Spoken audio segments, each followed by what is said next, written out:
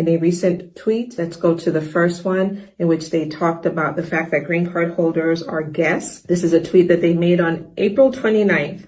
It says, "Everyone should be on notice. If you're a guest in our country, act like it.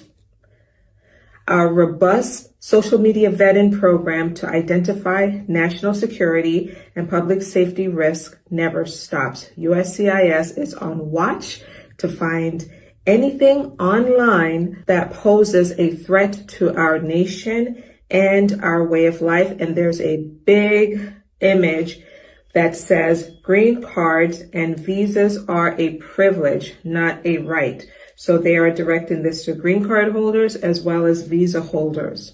We already know it's a privilege. No one is saying that it's not a privilege. It's a privilege. But to call permanent residents guests, that signals to me that their philosophy about green card holders has shifted, number one. And number two, they see green card holders as almost like temporary visa holders. You're here temporarily. You're a guest. Guests do not remain long term. So that's their tone in this particular one.